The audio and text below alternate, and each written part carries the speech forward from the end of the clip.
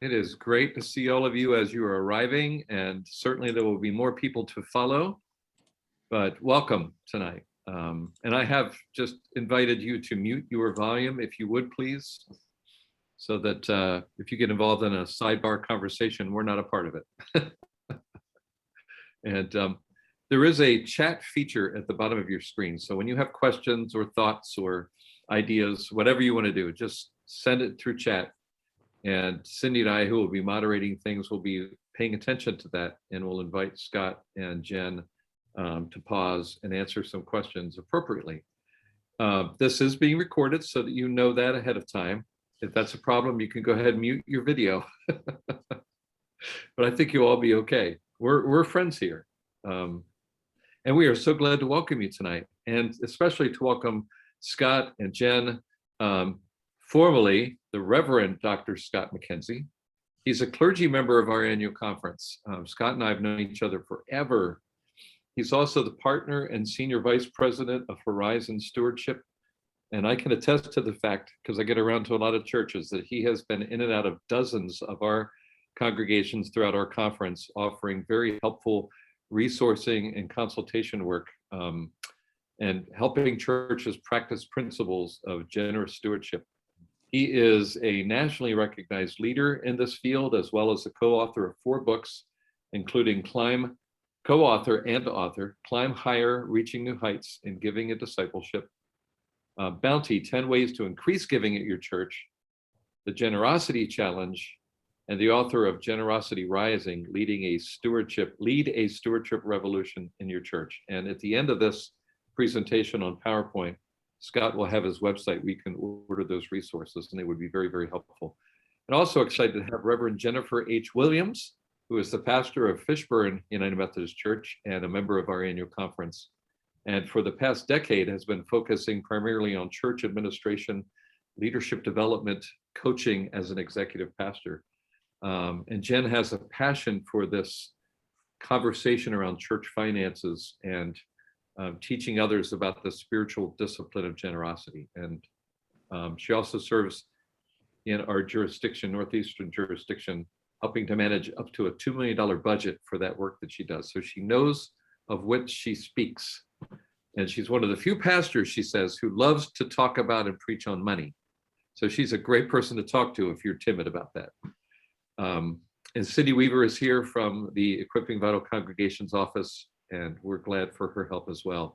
I'm Gary Shockley, the director of Equipping Vital Congregations. So I just invite you to allow yourself to be led in a very wonderful direction by Scott and Jen. Thank you both very much for being here, Scott and Jen.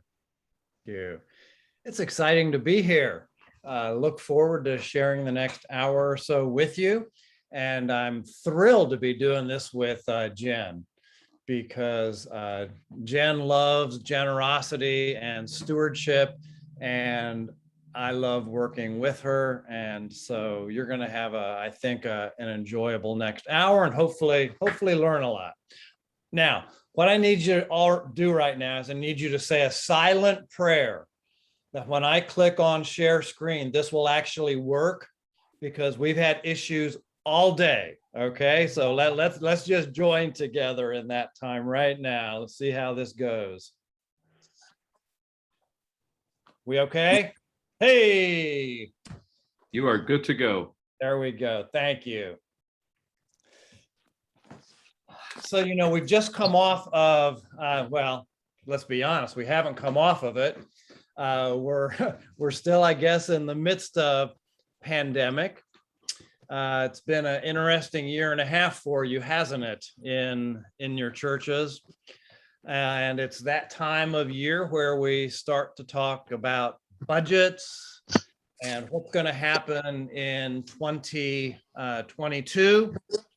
And how do we go about moving forward in a way that's going to be exciting for your people, and is also going to be helpful in terms of finishing up 2021 and then moving with strength into 2022.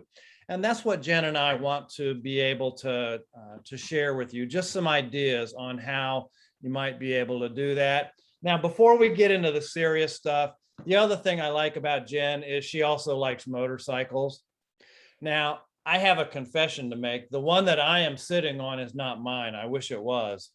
It's actually, it's that you, many of you have read Not Your Parents' Offering Plate by Cliff Christopher. That's actually his motorcycle. I'm not at the place yet where I can afford the kind of stuff he drives. So where are we right now? Where are we right now, folks? Well, as we think about it in terms of where we've been and where we're going, we just all have to acknowledge right now that the church is forever going to be changed. And I know as pastors, you know that.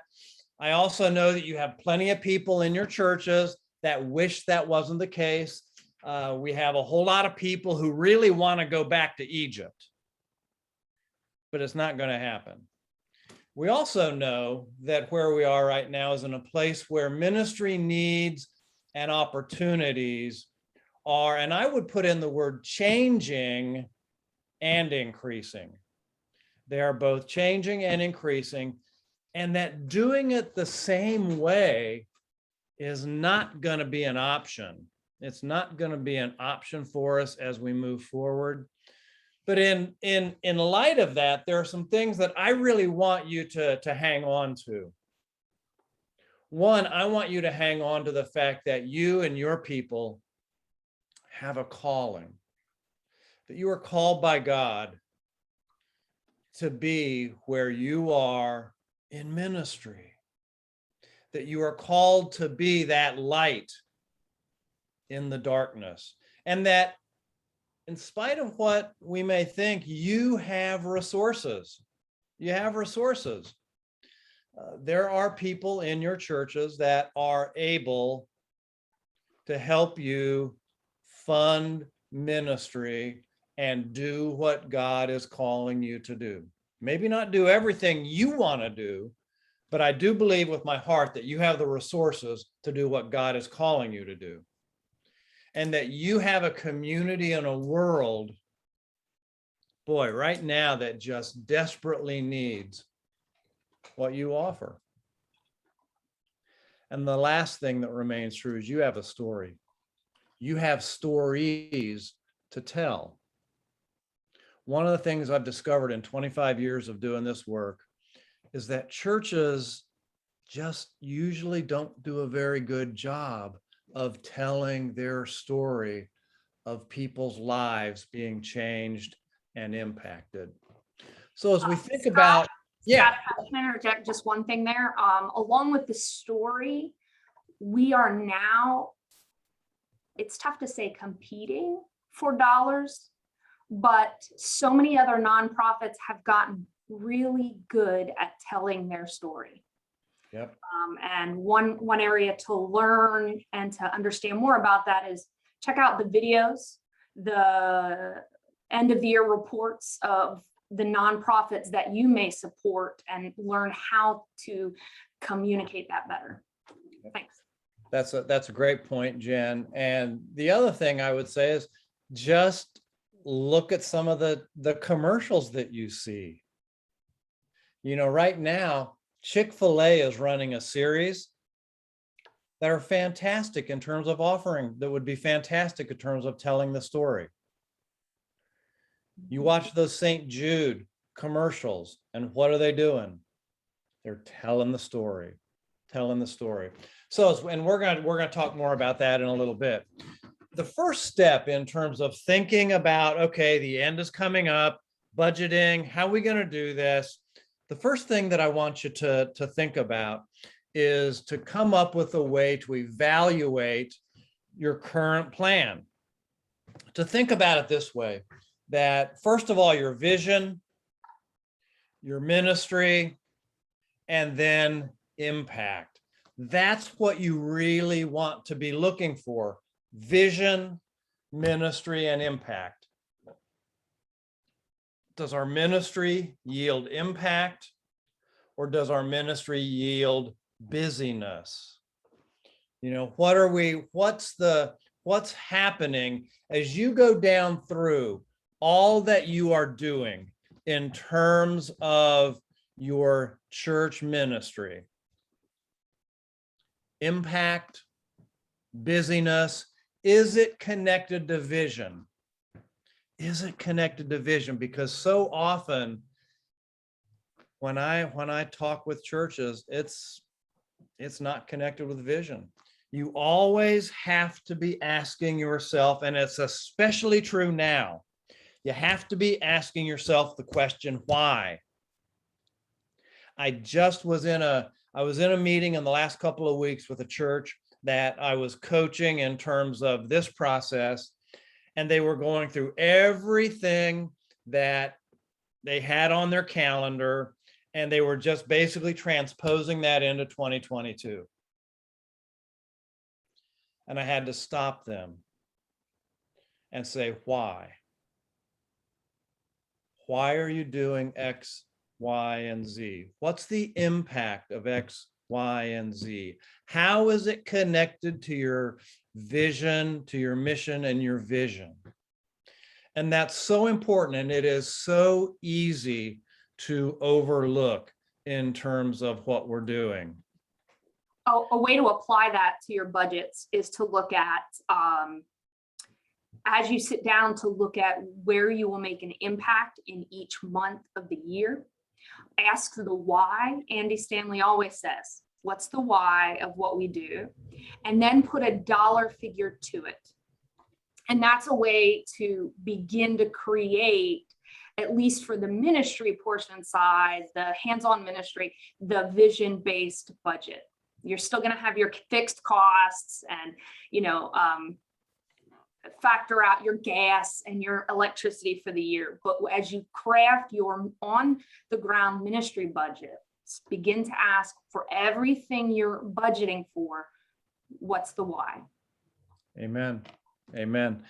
And one of the things I'll put a plug in for right now is that you make sure that even those fixed costs, when you talk about fixed cost in your ministry spending plan, notice I didn't use the word budget, in your ministry spending plan, those fixed costs need to deal with impact.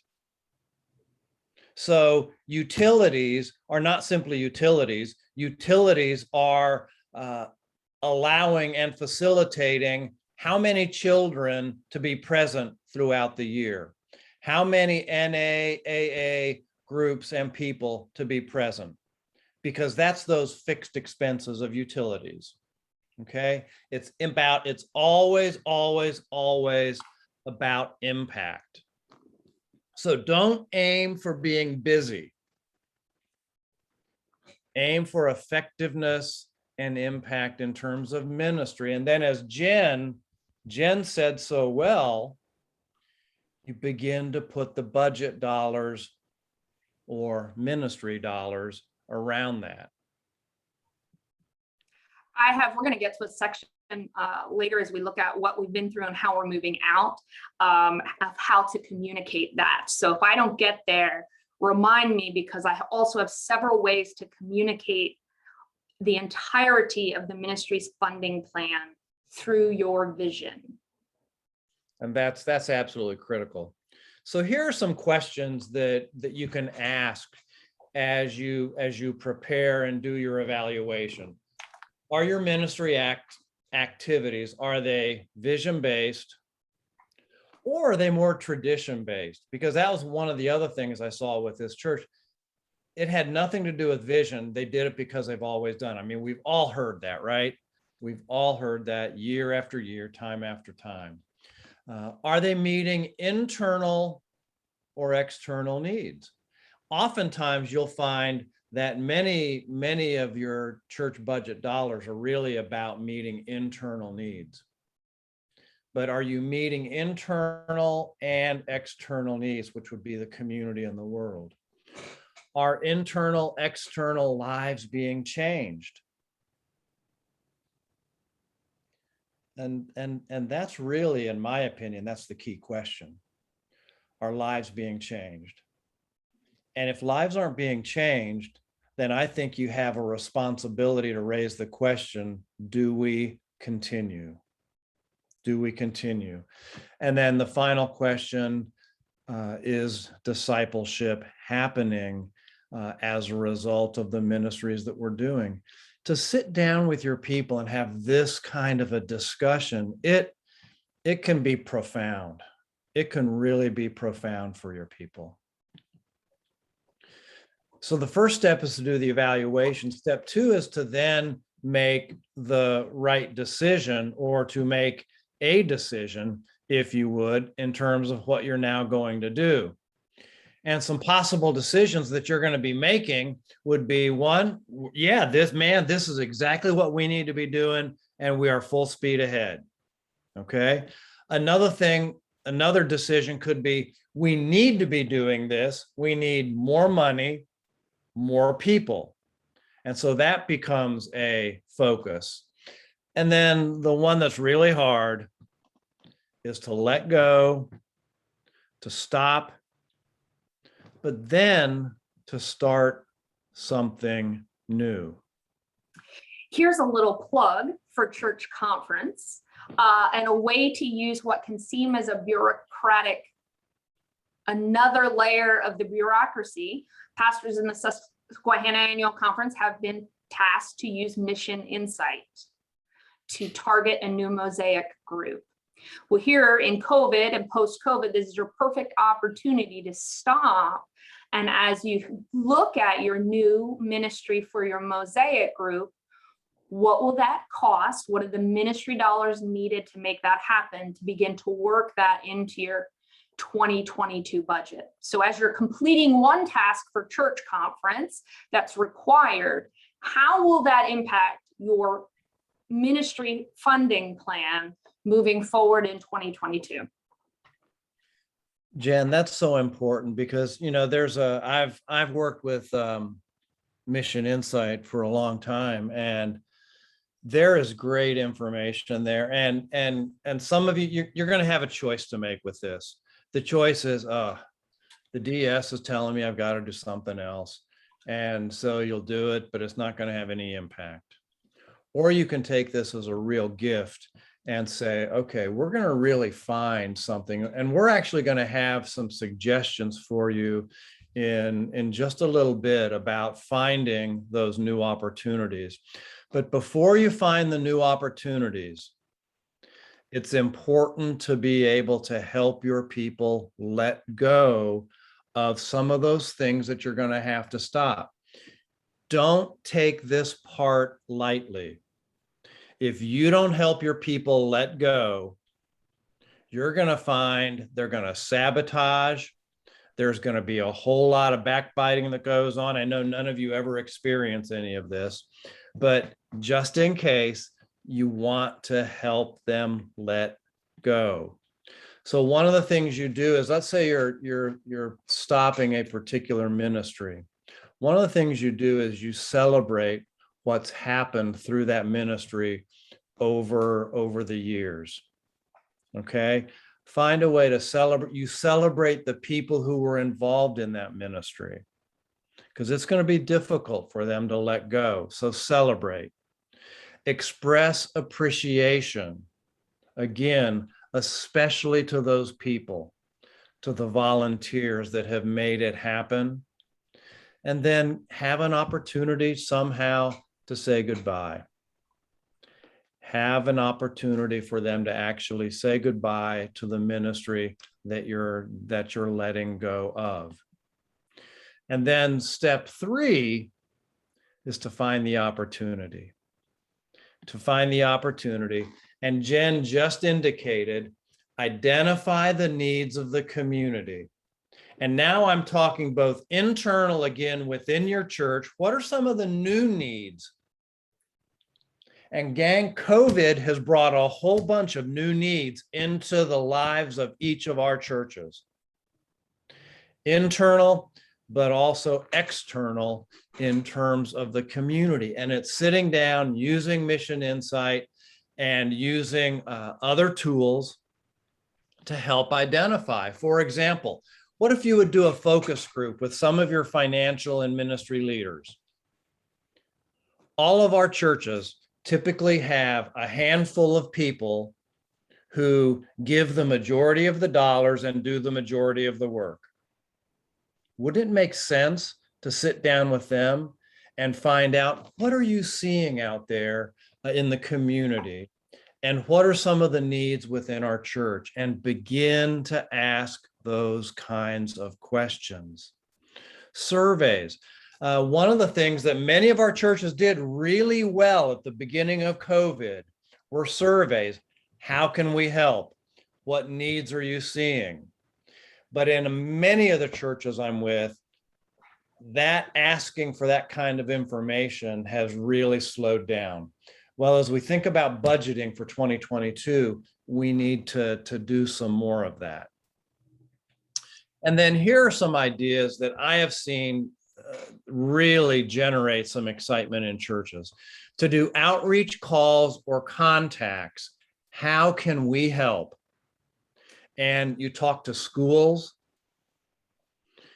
homeless shelters, food banks, police, halfway houses, AA, NA groups, and I'm sure you can come up with a whole bunch more of contacts, and just say, our church is interested in helping.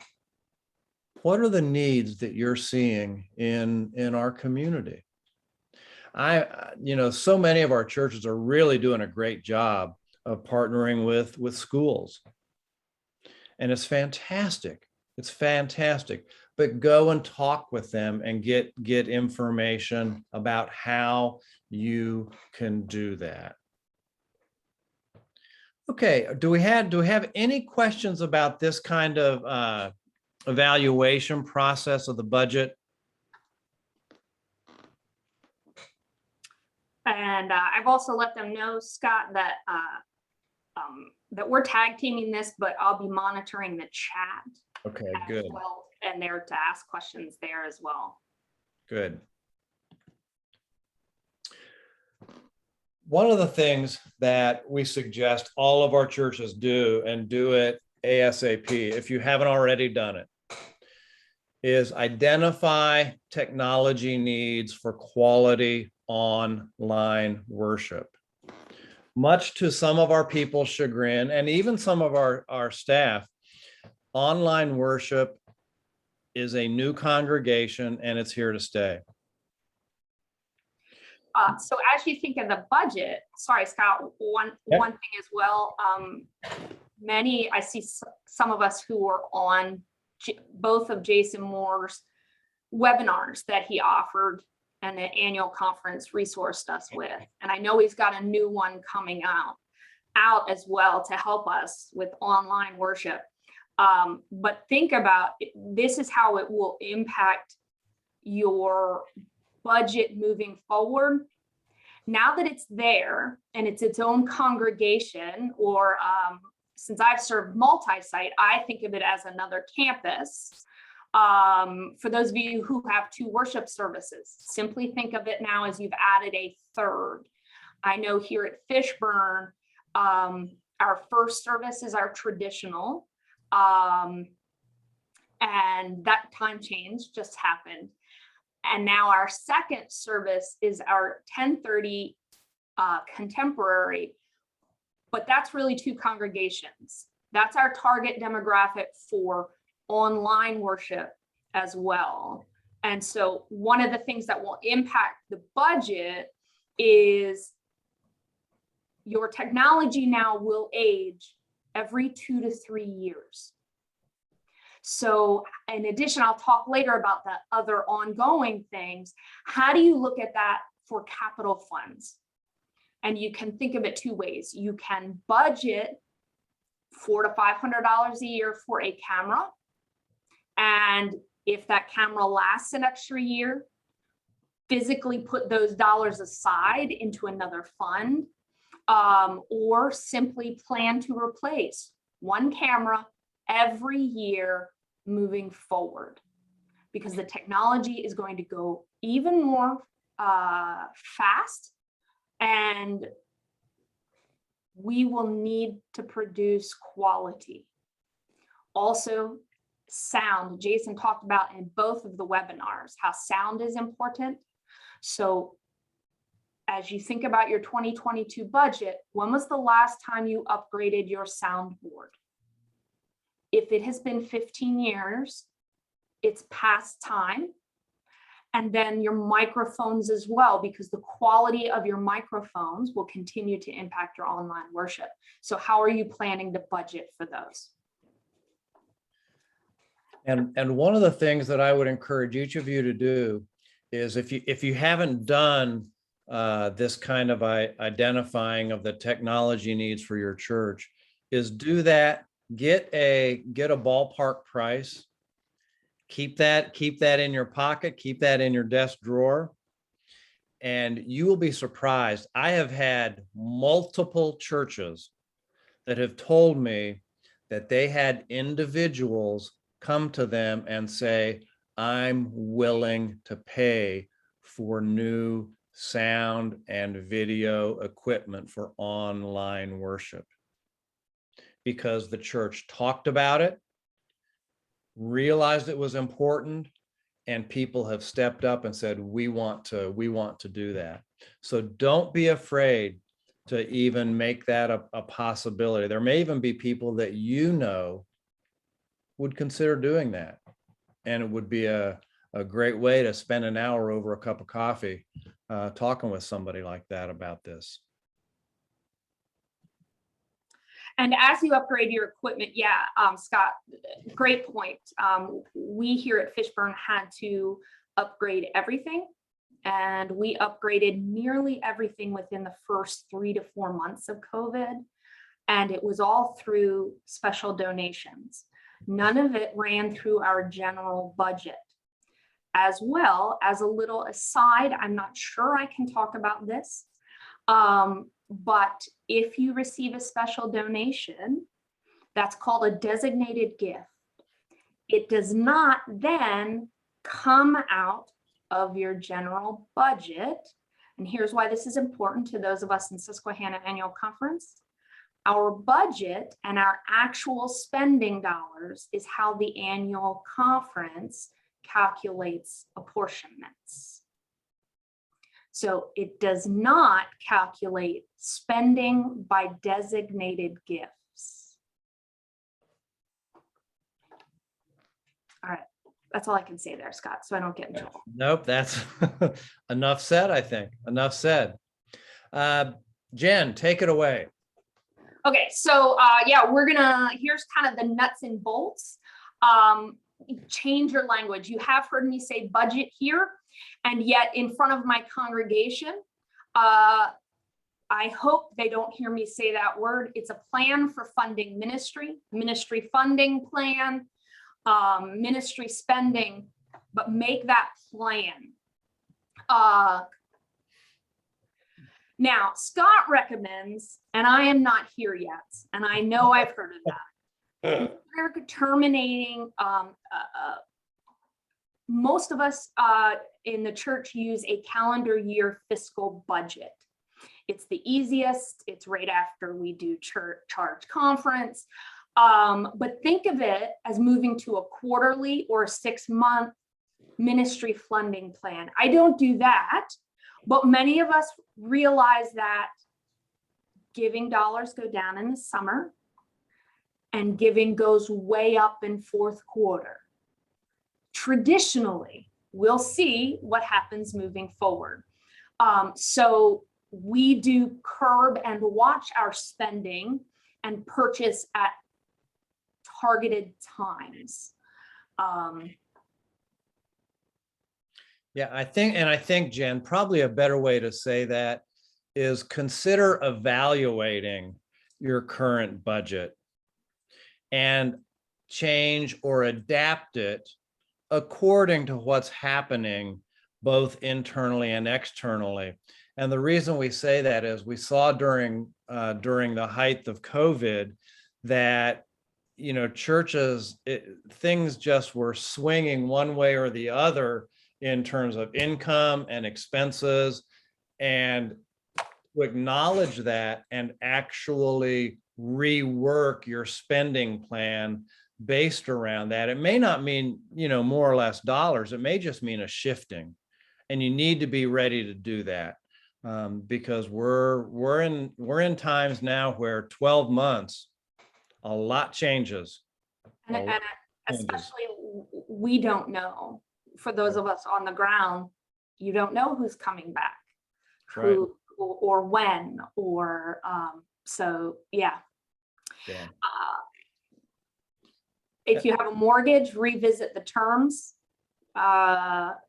I'm refinancing a house, in the process of refinancing a house. I'll save only 6 months of payments, but I'll save $6,000 by dropping my interest rate 1.25%. So imagine what you could do on a mortgage that you have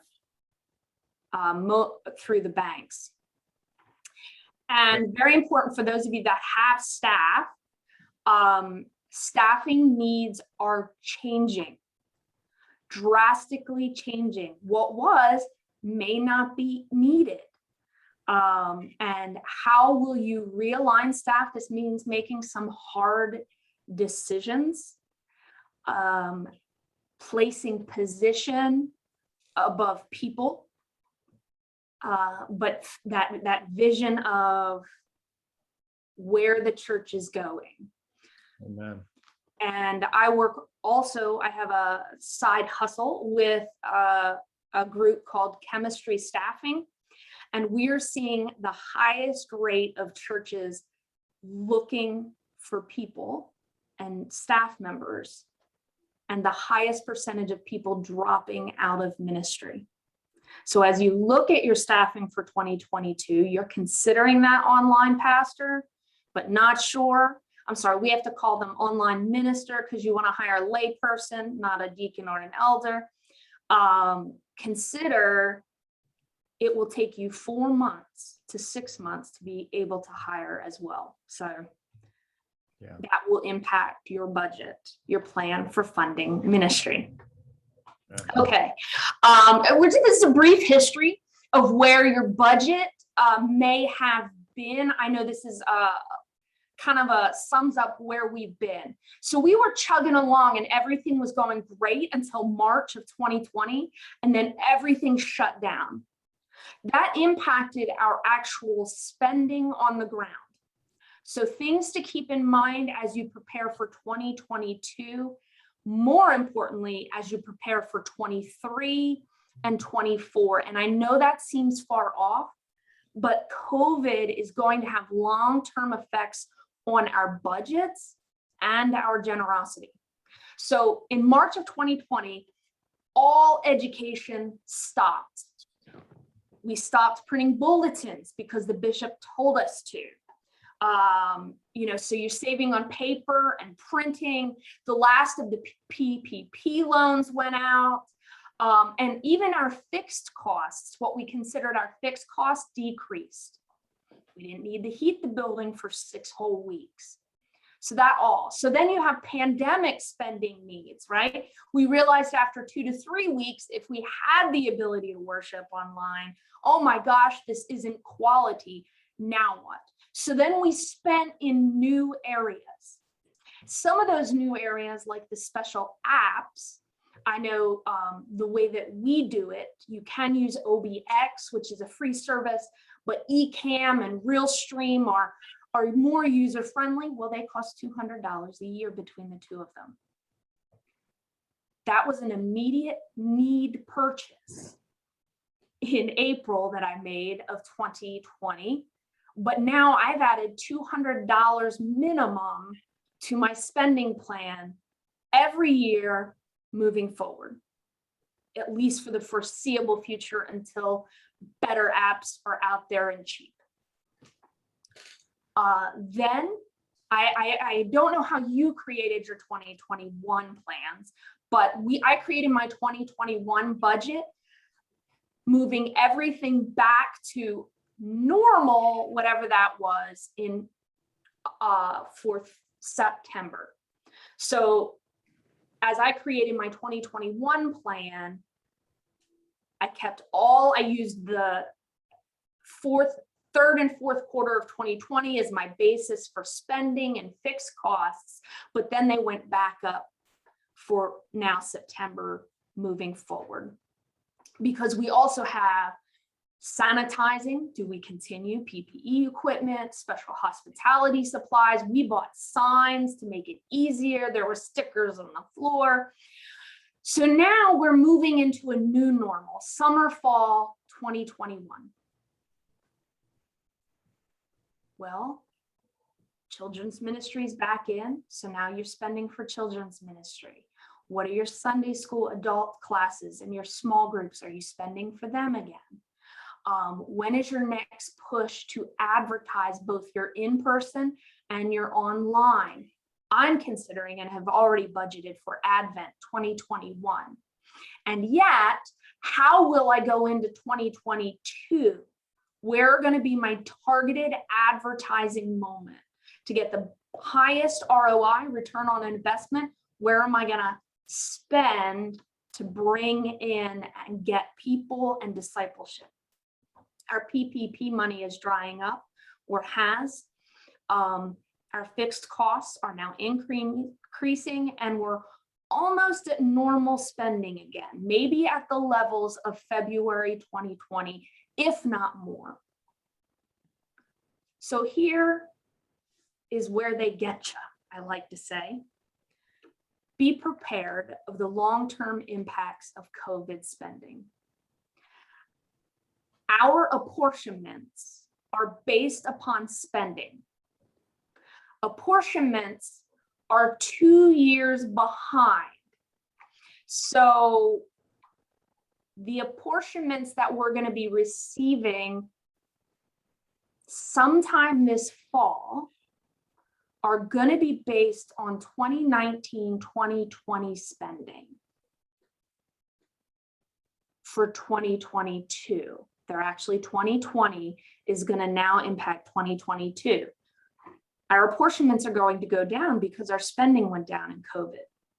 But as we drastically increase and ramp back up to a new normal, that means in 2 years, your 2023, 24 budgets, you need to prepare for drastic apportionment increases. In addition to, I'm not even going to go into all the unknowns of the 2022 General Conference, and then the after effects that are going to ripple through 3 and 4. So in some ways we can't prepare, and yet we need to be aware and prepared. So that's where we are with how to begin to look at 2022. Again, if you have any questions, please pipe in or put it in the chat right now. Oh, here we go. Someone just typed in with one. Our JP Buchanan saying they may not go down. Apportionments are based on spending as a proportion of the spending of all churches. So if we decrease together, then the apportionments may not change much unless the annual conference ministry funding plan changes. Well, yes, and good point, JP. Thank you for that. And our annual conference budgets are not decreasing at the rate of our shutdown. So that's also something else to consider. The annual conference has a lot more fixed costs, staffing, insurance, retirees insurance. So it's all an unknown out there. Here's what we can do, especially focusing on generosity. And I like to remember the spiritual discipline of giving. Create a communication strategy for 2021.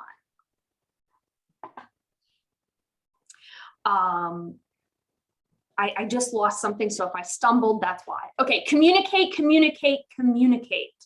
Remember that people often need to hear it or see it 8 different ways. Also, Andy Stanley says vision leaks. People forget. So to continue to be putting the vision out there. Here is why we give. And here's why. And telling those stories. We're going to talk more about that in the giving talk, but every communication you have with the congregation is the chance to share how you're changing lives, how that's impacting your community, and then will generate more people who want to give. One thing also is say thank you. Other nonprofit world is amazing at this and does this so well. And in the church, we think, we can't talk about who gives what. Wrong. You're a pastor, you are the spiritual leader of the congregation, and giving is a spiritual issue. And say thank you. Target it. If you can only write a personal card to the top 5 givers, write that personal thank you note at the end of the year. You can send 20 individual where you just copy and paste thank you emails to your top 20%. Say thank you.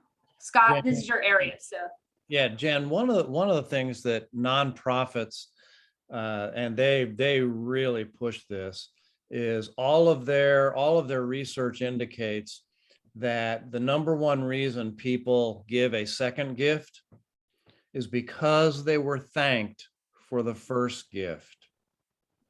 So one of the places, if you don't do anything else, pastors, one of the things you need to do is you need to thank, and nonprofits will tell you it needs to happen within 48 hours. On Monday, you should have a list from whoever does your finances and accounting. You need to know what first-time gifts came in, and to be able to offer a thank you within that 48-hour window. And it will make a difference in terms of encouraging people to continue to support your ministry. Amazing. See, I just learned something. So I made a note to tell my office manager to help me out with that.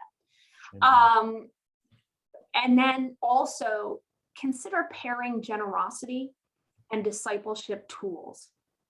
It is another spiritual discipline. So what I mean by this is one thing that I've learned in COVID that I wasn't doing before is we have a bookmark for every worship series that includes a daily scripture. And I know people who keep this in their Bible. I did a funeral of a man who had every bookmark that I had provided. I'd only been here a few years, so it wasn't that many, but and he kept them in his Bible.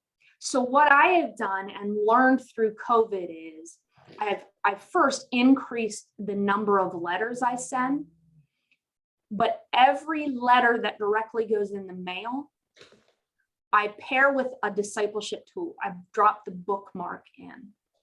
Our shut-ins and our elderly get a special home touch that is a resource. So, and we're going to talk about quarterly letters here in a second. Pair that with discipleship. You're talking about the spiritual discipline of giving and generosity. And then what else? How else can you help them grow in their spiritual life? Maybe you do, we call it next steps, where it's like a devotional that ties. Mail that week's out. You know, what can you drop in those other communications that you send out? Okay, so here is where we're going to talk about where to go in what can you do now to make a difference in discipleship, spirituality, and giving. So here's kind of a timeline because September marks the end of a quarter. So By the first week in October, you should have your quarterly statements ready. Send out a quarterly letter. I do a letter every quarter. And pair that, remember Scott talked about at the beginning, the impact of your story. It's not just, here is your quarterly statement. Last year you signed a pledge card and you said you would meet this goal. Thank you for giving. If you have questions with this, please contact. Rather, in summer 2021, you fed 500 kids. You contacted 25 shut-ins, whatever you did. Pictures. Some of my giving letters just have 3 pictures with here's how you made a difference. And then drop in a bookmark, whatever you have. November, you've got hashtag Giving Tuesday. I think it's actually in December. I always think of it as the Tuesday after Thanksgiving, the Tuesday after Cyber Monday, after Black Friday. So make a plan for that this year. I know that many of us ramped up very quickly. Within the first 5 days of COVID, I had online giving done. Now, it had been on my to-do list for 18 months and I hadn't made it happen. But we shut down. How many of us now have online giving possibilities because of that? Click donate now. November, create a plan for hashtag Giving Tuesday. Also, what I wanted to say, quarterly letter, automate. Andy Stanley has a comment. We automate what's important or something. It rhymes because everything he says rhymes. But if you can get your people to automate their giving, they're really tying into the idea of tithing, which is giving the first fruits, because they're committed to giving to the church on an automated basis. And so we call it the e-giving form. Throw that in once a year with your quarterly letters as well. Included with this letter is make it simple on your life. Fill this form out and send it back to the church. Include a self-addressed envelope. It might be worth it. If you spend $50 on a mailing, include a self-addressed stamped envelope. If you get one person to automate, you've made back that self-addressed postage stamp.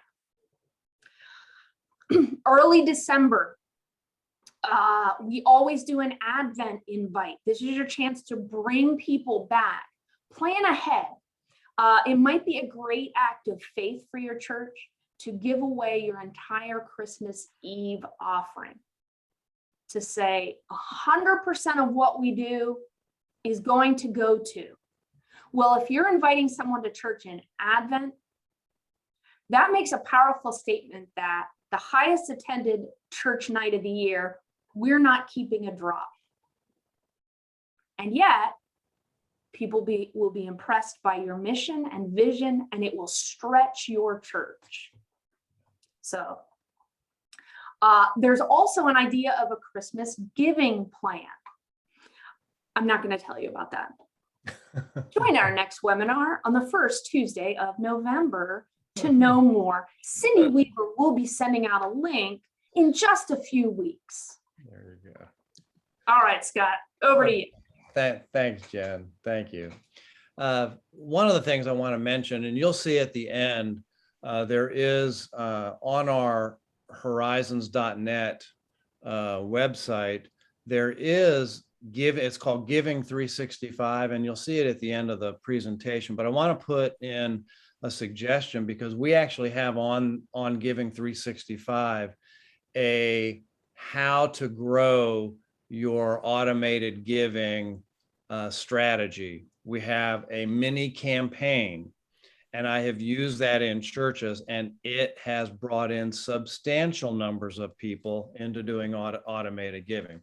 So a proven strategy, I would even go beyond saying it's a proven strategy. And I know we've got about 8 minutes, so we're going to go through this.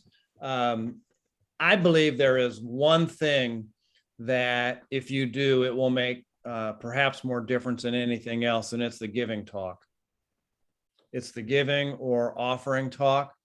The Rocket Company describes the giving talk as a short explanation, and you'll see when I give you some characteristics. We say between 2 and 4 minutes, a short explanation of how the offering works, plus a call to action. Intentional, planned moment. Folks, I am shocked at how many congregations I've gone into, and still, simply because we aren't able to pass the offering plates, they don't have an offering. What they've done is they have announcements, and as part of the announcements, they give the ways that you can give. It is not just an announcement. It is a sacred moment, and you should still have the offering moment, and the giving talk becomes the way you introduce that. Some reasons that you do giving talks: it casts vision. It shows the different ministries. People become amazed. Wow, I didn't know we did that. You know, it really educates your people on what you're about and what you're doing, and it will increase giving. One of my churches, when they did their offering talk, this is a large church in Michigan, they did the offering talk on their food ministry, and they received a check the next week from a community member who had never set foot in the church, sent them a check for $15,000. $15,000. One of our churches in the Susquehanna Conference, much smaller, and same thing happened to them. $1,500 is what they received. You will attract money, okay, to do your ministry. Attach meaning to what might seem random, which are sometimes the ministries that occur and doing this offering talk, and it becomes a chance to say thank you. It should always begin, in my opinion, it should always begin and end with those 2 words: thank you. Your giving makes a difference. Your giving makes a difference. And here we have a great one. And what we're going to do is I'm going to play this for you, and take note of the things that you really like and what you would want to include, and also if there's anything that you would do a little bit differently or change.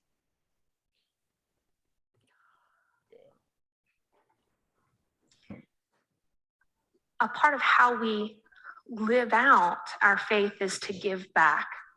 One huge celebration this week on the screen in front of you is, it's not a great picture because I'm not a great photographer, but that is 3 tables fully staffed by Fishburne people with an overabundance of school supplies. Every child in Hershey who wanted school supplies and showed up got them this Wednesday because of you and what you've done. Then you don't even see, there's a whole nother tent with 2 guys who were there all day in the 92-degree heat, standing over a grill, cooking hot dogs for kids with smiles on their face. That was you this week. Wow.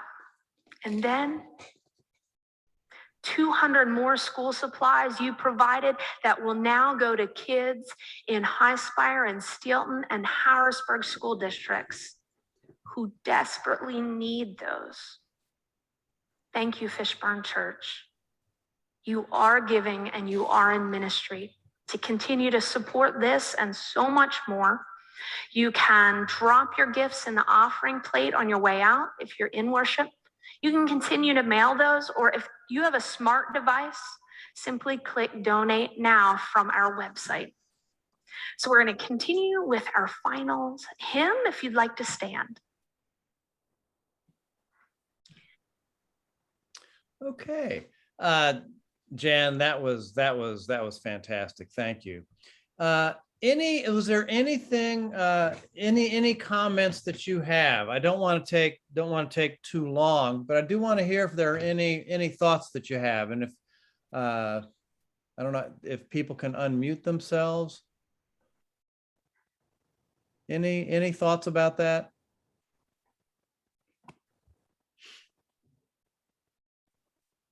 Go ahead. Well, it was definitely well stated, and it's something that our pastor currently does as well. We also implement the same type of verbiage in our monthly newsletter, you know, with photos. You know, for instance, we do a Christmas tree where we all donate, and then that is auctioned off and where the money goes. And we put that information in our newsletter and that kind of thing. Good, good. Any other comments? Well, I really love the specificity that it was an actual situation and people were experiencing it. It was life happening, and the contribution that the congregation made was so clearly articulated by Jen. And I love the passion. I could tell when Jen was talking, and this was very important to her. So it's important to all of us. I like both of those things. Really, really inspiring. Amen. Amen. Okay, so let me just give you a few things to be thinking about as you pull this together. I mentioned 2 to 4 minutes, and you should be doing this both in online and in-person worship. You're going to ask people to give online or all the ways that they can give. And don't forget to ask and remind them that checks, you still like to receive checks in the mail. Okay. And I have even had some churches that during COVID put in special mailboxes that people could drop them off in at the church. And the pastor was amazed how much it got used. Was absolutely amazed. Pastor seen making a gift, avoid pressure, express gratitude for faithful giving, and make it worshipful. And when I say make it worshipful, I mean make it fit your worship. Okay. And that's going to be different, might be different in different services, but make it worshipful for you and your people, because that's what it's about. Now, one of the things, and Kevin, I saw you mention this, it was specific, a specific story. Okay. Now, it wasn't a single life, but it was a group of people that this is what we did, gave facts, information, stuff that was very relevant. Use video or scrolling pictures, include stories of lives that were changed because they served. So you can have somebody do, and I actually did, when we're not going to show the one that I did because we're coming up to the end. But I did one on what I was going to do for Vacation Bible School. My wife and I were going to do, we were going to match what the kids gave because it was going to clean water and filters in Africa. And my wife and I have had a passion about that for a long time. And we let folks know what we were going to do, why we were going to do it. And the church ended up, and it's not because of us, but the church ended up doing 10 times the goal that they had set. And so don't overlook that kind of piece for these talks. A teaching moment about biblical generosity. You can take that as an opportunity. Now, one of the things, and this is all really things that you have seen, so I'm not gonna go there. One of the things I want to say is the biggest issue I see in all of my churches, okay, in terms of making this particular thing happen is a lack of planning. You need to be sitting down with your worship people, sitting down with your leadership, every single leadership team, ministry area. When you meet, you need to be asking the question, what lives are being changed? You should be at your children, your youth. There should be stories that can be told. There can be interviews. There can be pictures. You can do this at every single meeting. If you have a staff, it should be the first thing you do as a staff. It will become one of the best things that happens. We've really been implementing this at Spry Church, and it is so exciting. And some of the stories we get are just fantastic. But you have to give the opportunity and you have to plan it. And boy, if you can get an interview with somebody and just have them talk a little bit of themselves about the difference, fantastic. And it will make a huge, huge difference. Okay, we're gonna end there and just take you down to our closing screen. Jen, what do you have to say? That you got out of sharing your giving talk, because we were going to critique him as well. I would have changed about mine. So in retrospect, I didn't put the planning into it because I should have planned it earlier in the week to have better photos. Yep. Or a video of someone, from my iPhone, a video of someone there. Yep. Just receiving it. So that's what I would change. Also, one thing about the giving talk we didn't mention, but it was in your notes, but I also want to, who's monitoring your feed while you're streaming? Because one of the things, I didn't say it there, but sometimes the URL, I know I do it with our sign up geniuses and such now when we try to get volunteers, but you can give. If you have a smart device, it's going to pop up in your comments section right now. Just click on that to make it even easier. Yep. For those who are watching, especially via Facebook and even YouTube.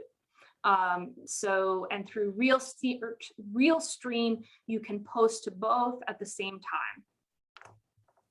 time. Someone asked about, we had a question in the panel, Scott. You talked about in quarterly letter, pair a personal statement with a financial update. How do you do that, Scott? In terms of? In the quarterly letter itself, do you include like giving statistics? In the quarterly letter itself, there are a couple of things you can do. One is some churches will basically have it be a letter with pictures, like you said, Jen, and then at the bottom will be a link to their actual quote statement. And so the statement's not necessarily even a part of that initial letter. Now, a lot of people do, and they make it a part of the body. And one of the things you can do is give an update as to where the church is compared to, for example, where they were the previous year. That through 35 weeks, we are ahead or behind, giving a comparison. One of the things I'm discovering is that we don't do a very good job of communicating good information on where churches are financially. And that kind of stuff with a simple graph, and if somebody wants it, I'd be happy to share that with people. Some samples of how they can give good information and put that in the quarterly statement. The other thing I'd like to say, Jen, is if anybody would like a 30 to 45 minute opportunity for me to share with your finance, ministry, or staff in regarding offering talks, I am happy to do that for free, just because I believe so much in it. I believe it's the number one thing. And if I can help you do a better job of that, or even institute it for the first time, I'm happy to do that. At our next webinar, it may be too late for some of you, but will help for planning for 2022. We are going to talk about the Christmas giving plan. I personally have seen a lot of success with that. And also church conference. Again, what can be seen as another layer of just church bureaucracy. I love church conference. Church conference is the time to gather everyone to plan, celebrate the last year of ministry and plan for the next year. And so we're going to talk about how to use that and how to communicate generosity, how to communicate your budgets in a vision graphs. I've got umpteen different ways to show how heating can support ministry and why that boiler is such a good purchase. So we're gonna, I mean, this is nail biting, exciting stuff right here that we're gonna talk about at our next webinar. Hey, Jen, there was one question I want to address that somebody raised, the question of, that they've been told not to put financial information, for example, in the bulletin. And I totally agree with that. In fact, I've been teaching that for a long time. And, I don't recommend you just divide up the budget by 52 and then say we're so far behind. Or ahead. That's not what I'm talking about. I'm talking about putting it in the statements, which means you're giving it to people who support. These are people who support your ministry. They're the ones that should get the information, not anybody who walks off the street and picks up a bulletin. So it's going in a giving statement or some other form of mailing. And secondly, you're not just saying, we're so far behind when you divide up the budget, because money doesn't come in that way. That's why I very specifically said, through 35 weeks or through 50 weeks or at the end of the first quarter, give them something to actually compare it to that's apples to apples instead of some of the crazy way we do stuff.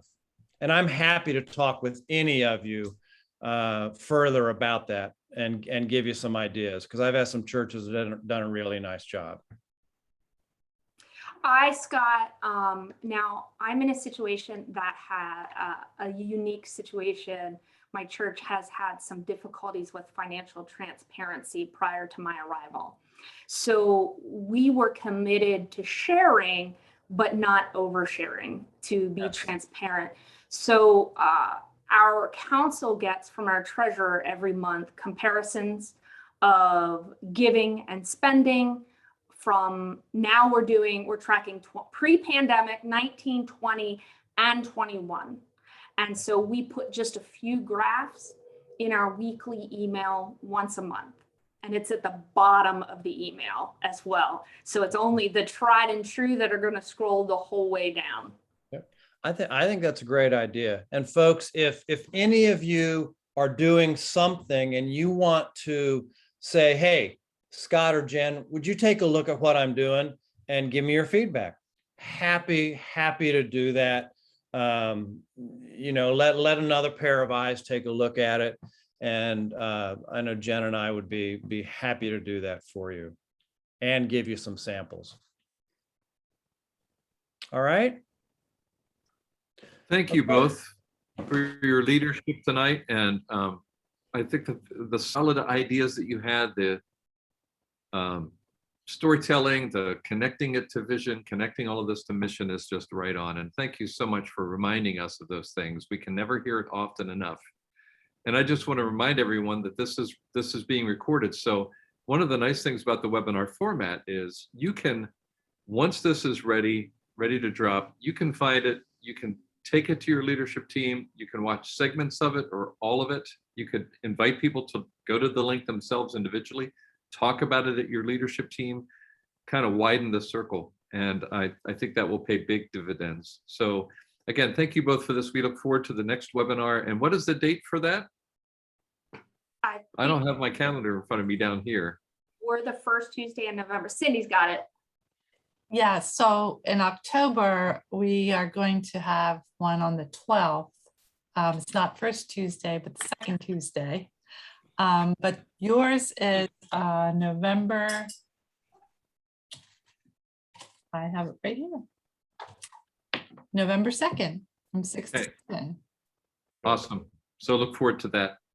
Again, thank you all. I saw Cindy put Scott's email address up if you want to contact him for resources. And you can find Jen through our Susquehanna email system. Thank you all for being here. We appreciate it. Have a wonderful night and a generous tomorrow. Amen. Thank you. Thanks, Bye everybody. all. Thanks. Bye-bye.